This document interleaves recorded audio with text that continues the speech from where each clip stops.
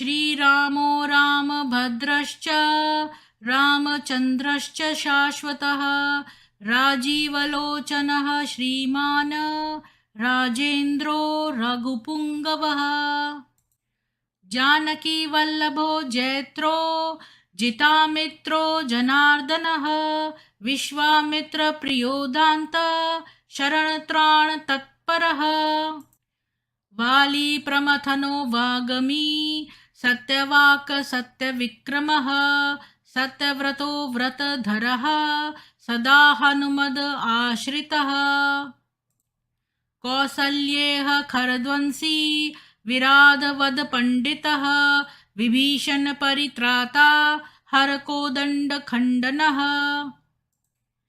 सप्तताल प्रभेत्ता च दशग्रीव शिरोहरः जामदग्नय महादर्प दलनस्ताटकान्तकः वेदान्तसारो वेदात्मा भवरोगस्य भेषजं दूषणत्रिशिरोहन्ता त्रिमूर्तिस्निगुणात्मकः त्रिविक्रमस्निलोकात्मा पुण्यचारित्रकीर्तनः त्रिलोकरक्षको धन्वी दण्डकारण्यकर्तनः अहल्याशापशमनः पितृभक्तो वरप्रदः जितेन्द्रियो जितक्रोधो जितामित्रो जगद्गुरुः ऋषिवानरसङ्घाती चित्रकूटसमाश्रयः जयन्त्रत्राणवरदः सुमित्रापुत्रसेवितः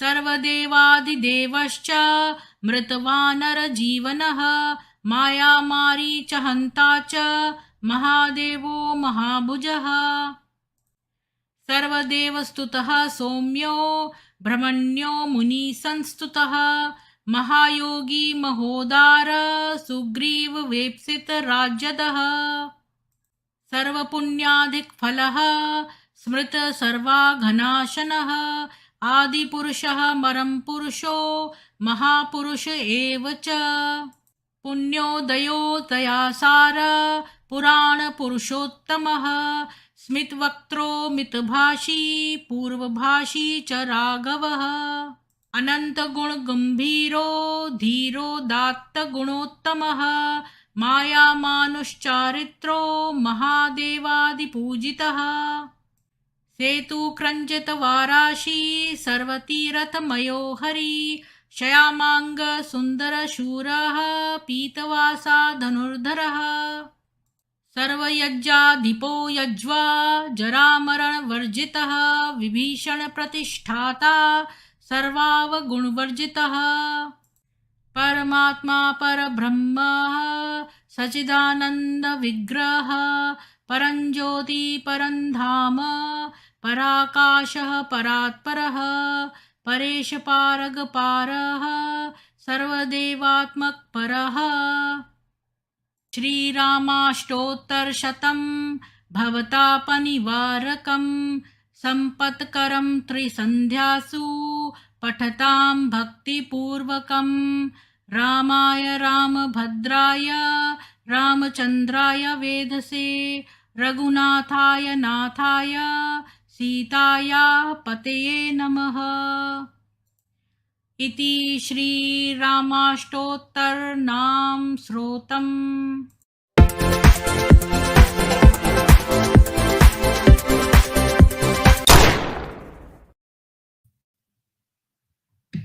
सभी को सुप्रभात और जय श्री राम। आज हम वाल्मीकि कृत रामायण का युद्धकांड का सर्ग 29 और 30 पढ़ेंगे, तो आपके साथ शेयर करती हूँ।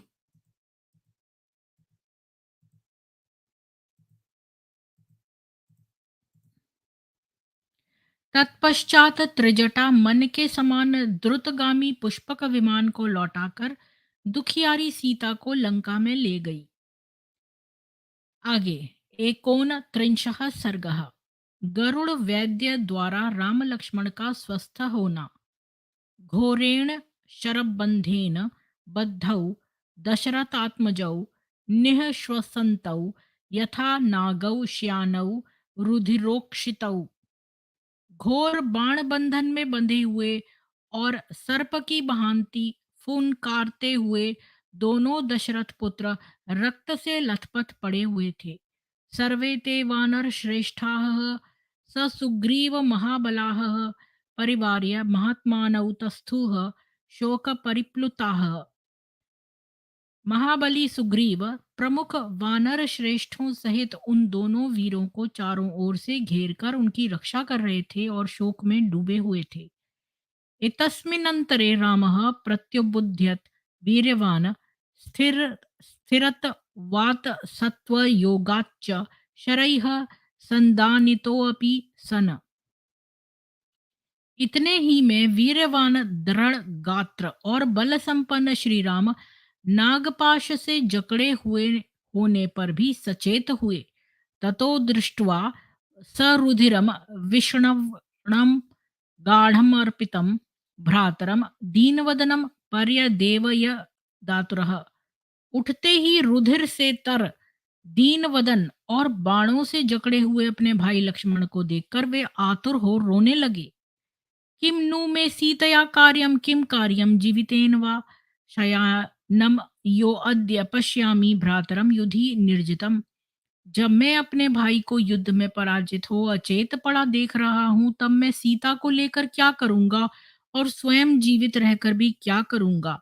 शक्या सीता समा नारी मर्त्य लोके विचिन्वता न लक्ष्मण समो भ्राता सचिव साम परायिकः।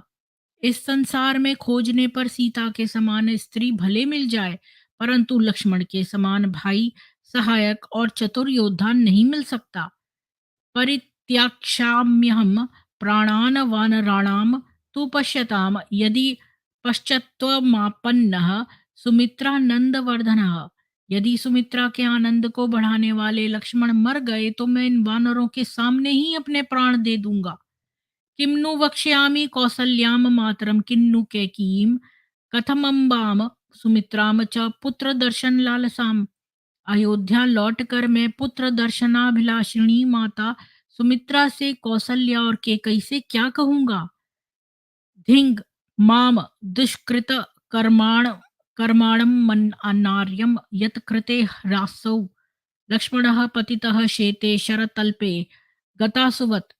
मुझ पापी एवं अनार्य को धिक्कार है जिसके लिए लक्ष्मण मृतक के समान शरशैया पर पड़ा सो रहा है। त्वम नित्यम सविषणम मामाश्रासयसि लक्ष्मण गता सुनार्द्य शकोंशी मामार्तम अभिभाषितुम। हे लक्ष्मण, जब मैं घबराता था तब तुम मुझे धैर्य प्रदान करते थे, परंतु अब मैं अत्यंत दुखी हो रहा हूँ तब तुम निर्जीव से होकर मुझसे बातचीत क्यों नहीं करते। ये नाद्य निहता युद्धे राक्षसा विनिपातिताः तस्यामेव क्षितौ वीरः सशेते निहतः शरैः।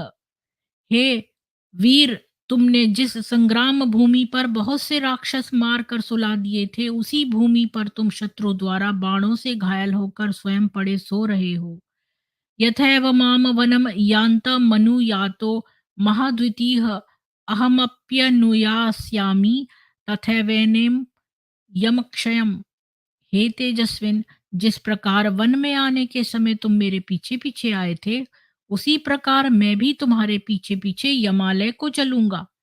यत्तु शक्यम वयस्येन सुहृदा च परंतपः कृतम सुग्रीव तत्सर्वं भवता धीर धर्म भीरुणा। इस प्रकार विलाप करते हुए राम सुग्रीव से बोले, हे परंतप सुग्रीव, मित्र को मित्र के लिए और सुहृद को सुहृद के लिए जो करना चाहिए था अधर्म से डरने वाले आपने वह सब कर दिया। मित्र कार्यम कृतमिदम भवद्वीर भवद्वीर वानर रशर्भाः अनुजाता मया सर्वे यथेष्टम गंतुम अर्हथ। हे कपि श्रेष्ठ, आपने मेरे लिए सब मित्रोचित कार्य किया। अब मैं आपको विदा करता हूँ। जिसकी जहां जाने की इच्छा हो वह वहां चला जाए। शुश्रुवस्तस्य ते सर्वे वानराः परिदेवनं वर्तयांच क्रूरक्षूणि नेत्रैः कृष्णेतरेक्षणाः। श्री राम को ऐसा विलाप सुनकर वानर रो पड़े और रोते रोते उनके नेत्र लाल हो गए ततः अ, सर्वाण्यनीकानि स्थापयित्वा विभीषणः अजगाम गदापाणिस्त्वरितो यत्र राघवः। इतने में ही विभीषण समस्त सेना को यथास्थान स्थापित कर और हाथ में गदा लिए हुए श्री राम के पास आ पहुंचे। विभीषणस्तु रामस्य दृष्ट्वा गात्रं शरैश्चितं लक्ष्मणस्य च धर्मात्मा बभूव व्यथितेन्द्रियः। राम और लक्ष्मण के शरीरों को बाणों से बिंधा हुआ देखकर धर्मात्मा विभीषण अत्यंत व्याकुल हुए। जल क्लिनेन हस्तेन तयोर्नेत्रे प्रमज्य च शोक संपीड़ित मना रुरोध विललाप च। तब विभीषण ने हाथ में जल लेकर उन दोनों भाइयों की आंखों को धोया और फिर शोकाकुल होकर वह स्वयं भी रोने और विलाप करने लगे। इमौ तो सत्त्वसम्पन्नौ विक्रान्तौ प्रियसंयुगौ इमामवस्थाम गमितौ राक्षसैः कूटयोधिभिः। वे विलाप करते हुए बोले, देखो इन बलवान पराक्रमी और युद्ध प्रिय दोनों भाइयों की कूट युद्ध करने वाले राक्षसों ने क्या गति बना डाली है। भ्रातुपुत्रेण सेतेन दुष्पुत्रेण दुरात्मना राक्षसया जीवाया बुद्धया वंचिता व्रजु विक्रमौ। मेरे भाई के दुष्ट पुत्र ने राक्षसी कपट बुद्धि से इन सीधे साधे पराक्रमी लोगों को धोखा दिया है। ययोर वीर्यमुपाश्रित्य प्रतिष्ठा कांक्षिता मया तावुभौ देहनाशाय प्रसुप्तौ पुरुषर्भ पुरुषर्भौ। जिनके बलबूते पर मैंने अपनी मान प्रतिष्ठा प्राप्त करने की आशा की थी, वे दोनों पुरुष श्रेष्ठ अपने शरीर का नाश करने के लिए पृथ्वी पर पड़े सो रहे हैं। एवं विलप्यमानं तम परिष्वज्य विभीषणं सुग्रीवः सत्वसंपन्नो हरिराजो अब्रवीदिदम्। इस प्रकार विलाप करते हुए विभीषण का आलिंगन कर महाबली सुग्रीव ने उनसे कहा, राज्यं प्राप्यसि धर्मज्ञ लंकाया नात्र संशयः। रावणः सह पुत्रेण स्वकामं नेह लप्स्यते। हे धर्मज्ञ, आपको निश्चय ही लंका का राज्य प्राप्त होगा। रावण और उसके पुत्र इंद्रजित का मनोरथ कभी भी सफल नहीं हो सकता। न रुजा पीड़ितावेतावुभौ राघव लक्ष्मणौ त्यक्तवा मोहम वधिष्येते सगणम रावणम रणे। श्री राम और लक्ष्मण को यह चोट विशेष हानिकारक नहीं होगी। ये दोनों मूर्छा से जागकर सपरिवार रावण का वध करेंगे। इतस्मिन् काले गरुणं वैनतेयं सहाबलं वानरा ददृशुः सर्वे ज्वलन्तीमिव पावकम्।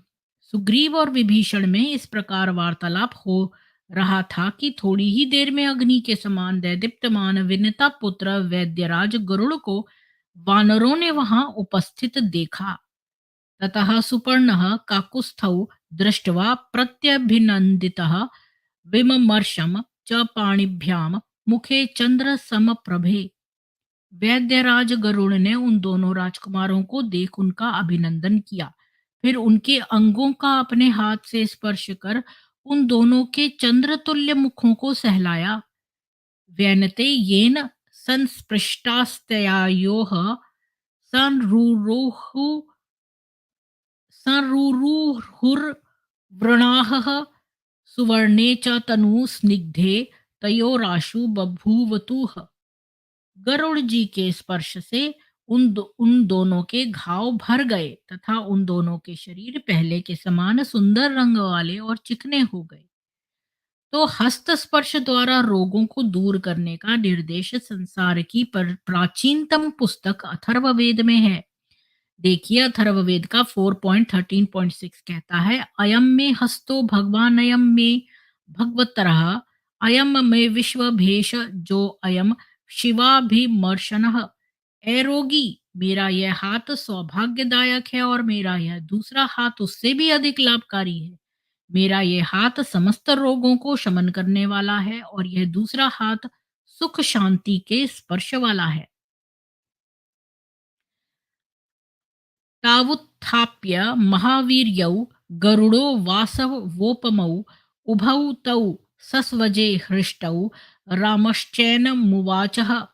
फिर इंद्र के समान महाबलवान दोनों भाइयों को उठाकर और अत्यंत प्रसन्न होकर गरुड़ जी ने उन्हें अपने गले लगाया।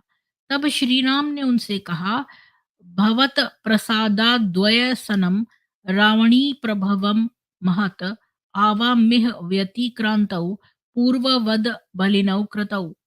आपके अनुग्रह से हम मेघनाद द्वारा उत्पन्न की हुई घोर विपत्ति से छूट गए हैं और आपके प्रयत्न से हमारे शरीरों में पहले जैसा ही बल पराक्रम आ गया है।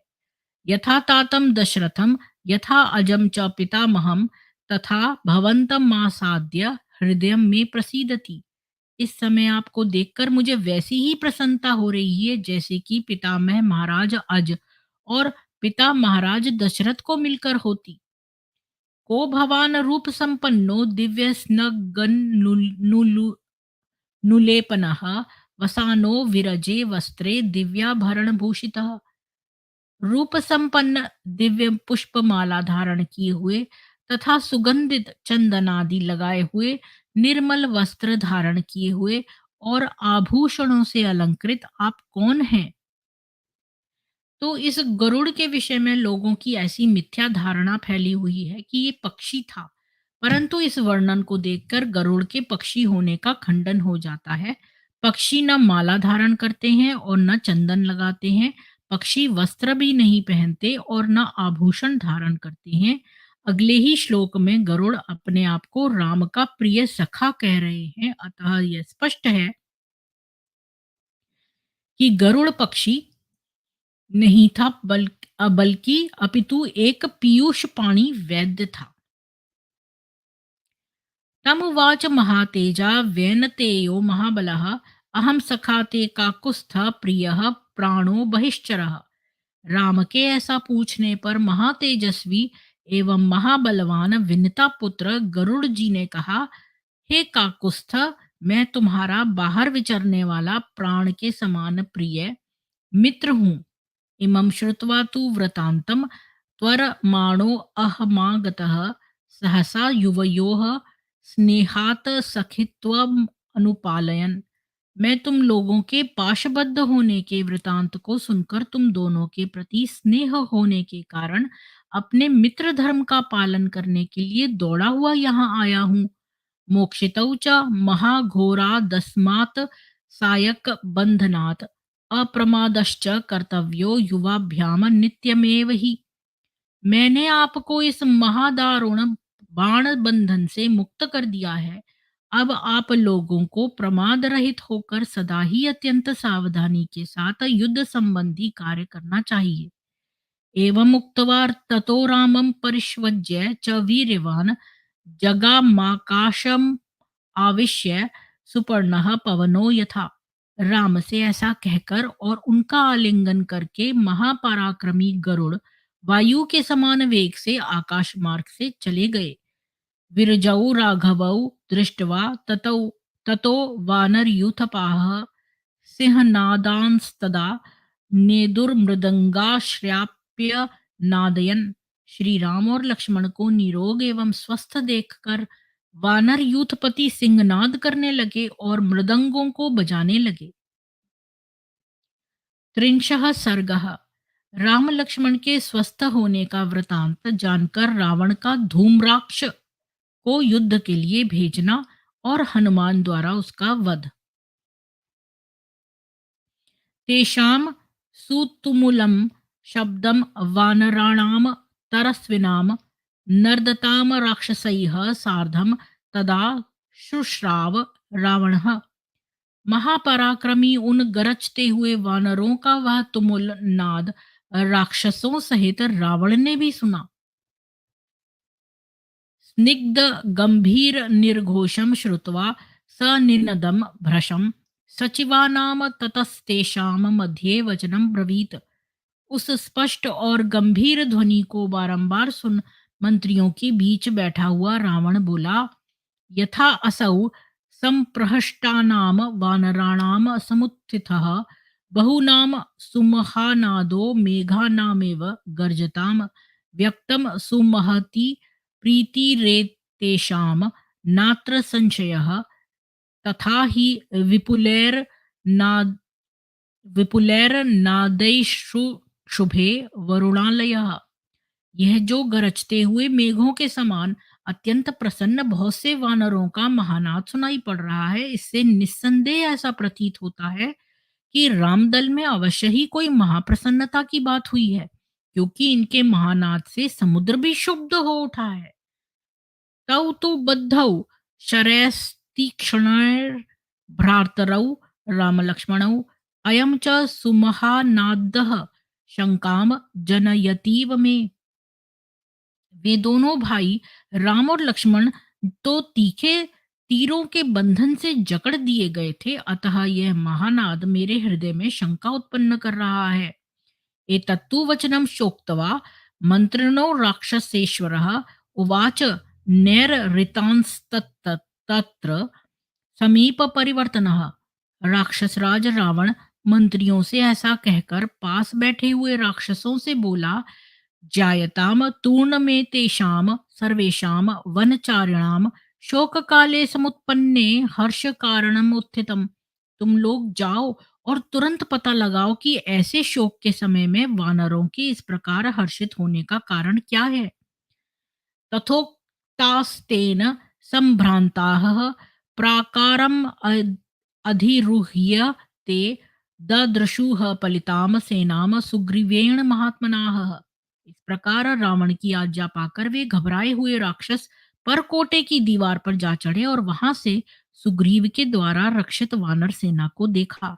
तौ च मुक्तौ सुघोरेण शरबंधेन राघवौ समुत्थितौ महाभागौ विषेदुः प्रेक्ष्य राक्षसाः। उन्होंने देखा कि वे दोनों भाग्यशाली राम और लक्ष्मण उस भयानक शरबंधन से मुक्त होकर उठ बैठे हैं। इस दृश्य को देखकर वे राक्षस बहुत दुखी हुए।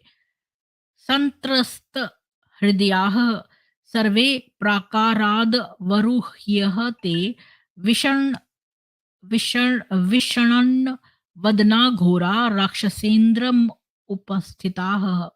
वे भयभीत होकर परकोटे की दीवार से नीचे उतरे और अत्यंत उदास होकर रावण के पास जा पहुंचे।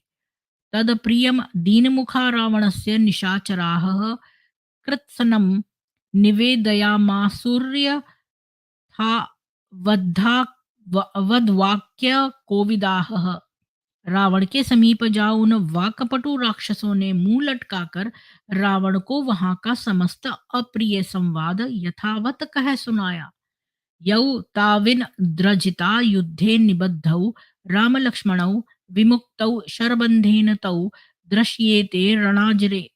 उन्होंने कहा, महाराज, जिन राम लक्ष्मण को इंद्रजीत ने युद्ध भूमि में शरबंधन से जकड़ दिया था, वे दोनों भाई इस समय समर भूमि में शरबंधन से मुक्त दिखाई पड़ रहे हैं। तत् श्रुत्वा वचनम तेषाम राक्षसेन्द्रो महाबलः चिंता शोक समाक्रांतो विषण्णन वदनो अब्रवीत। महाबली राक्षस राज रावण उनके ये वचन सुनकर चिंताग्रस्त एवं शोकाकुल हो गया। उसका चेहरा फीका पड़ गया। वह बोला, तदस्त्र बंध मासाद्य यदि मुक्तौ रिपु मम संशयस्थमिदं सर्वमनुपश्याम्यहं बलम। यदि मेरे शत्रु शरबंधन में बंधकर भी उससे मुक्त हो गए हैं, तो मुझे अपनी राक्षसी सेना के जीवित रहने में भी संदेह है। निष्फलाः खलु संवृत्ताः शराः पावकतेजसः आदत्तम येस्तु संग्रामे रिपूणाम मम जीवितम। आश्चर्य है, जिन अस्त्रों ने युद्ध में अनेक बार शत्रु का संहार किया था, आज वे ही अग्नि के समान तेजस्वी अस्त्र मेरे दुर्भाग्य से निष्फल हो गए और उन बाणों ने शत्रु को जीवन दान दे दिया। एवं मुक्तवा तु संक्रुद्धो निःश्वसन्नुरगो यथा अब्रवीद्र रक्षसाम मध्ये धूम्राक्षम नाम राक्षसम।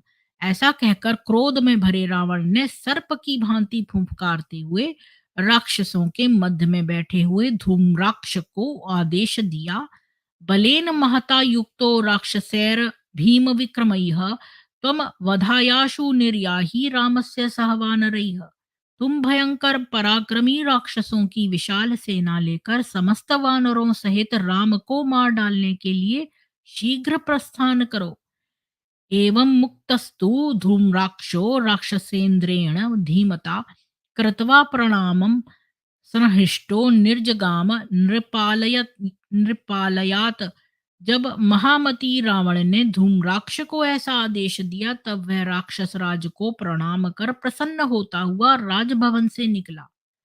अभिनिष्क्रम्य तद द्वारमारुह्य च रथोत्तमं स निर्यातो महावीर्यो धूम्राक्षो राक्षसैर्वृतः प्रहसन् पश्चिम द्वारम हनुमान्यत्र यूथपः।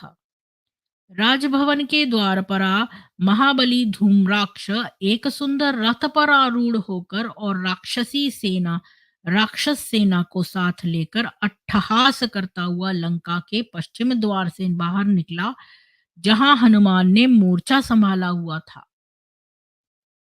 धूम्राक्षम प्रेक्ष्य निर्यान्तं राक्षसं भीम विक्रमं विने दुर्वानराः सर्वे प्रहष्टा युद्ध कांक्षिणः। भीषण पराक्रमी धूम्राक्ष को नगर से बाहर आते देखकर युद्धाभिलाषी सब वानर अत्यंत प्रसन्न होकर सिंह गर्जना करने लगे। तेषाम सूतुमुलम युद्धम संचज्ये हरिरक्षसाम अन्योन्यम पाद पैर घोरम निघ्नताम शूल मुदगरैः। तब उन वानरों और राक्षसों का घोर युद्ध हुआ, जिसमें वे एक दूसरों पर वृक्षों और शूल तथा मुदगरों से प्रहार करने लगे। सैन्य तु विद्रुतम दृष्ट्वा धूम्राक्षो राक्षसर्षभः क्रोधेन कदनम चक्रे वानराणाम युयुत सताम। उस युद्ध में वानरों द्वारा अपनी सेना को तितर बितर होते देखकर राक्षस श्रेष्ठ धूम्राक्ष ने युद्ध करते हुए उन वानरों का नाश करना आरंभ किया। धूम्राक्षेणार्दितं सैन्यं व्यथितं वीक्ष्य मारुतिः अभ्यवर्तत संक्रुद्धः प्रगृह्य विपुलाम शिलाम। धूम्राक्ष द्वारा वानरी सेना को नष्ट एवं पीड़ित होते देख हनुमान जी अत्यंत कुपित हुए, अतः वे एक बड़ी भारी शिला को उठाकर दौड़े। धूम्राक्षस्य शिरोमध्ये गिरिशृंगं पातयत स विहलित सर्वांगो गिरिशृंगेण ताड़ितः पपात सहसा भूमौ विकीर्ण इव पर्वतः। हनुमान ने उस पर्वत शिखर को धूम्राक्ष के सिर पर दे मारा। उस पर्वत शिखर के आघात से धूम्राक्ष के समस्त अंग भंग हो गए और वह टूटे पर्वत की भांति सहसा पृथ्वी पर गिर पड़ा। धूम्राक्षम निहतम दृष्ट्वा हतशेषा निशाचराः त्रस्मानाः प्लवंग से मार खाते हुए लंका के यहीं पर हम इसको स्टॉप करते हैं। आगे कल देखेंगे और अब से 5 मिनट के स्ट्रीम करेंगे 7:30 बजे, और वो स्ट्रीम होगी मोहम्मद का झूठ की झूठ का पर्दा हम फाश करेंगे, और ये भी एक छोटी सी स्ट्रीम रखेंगे। और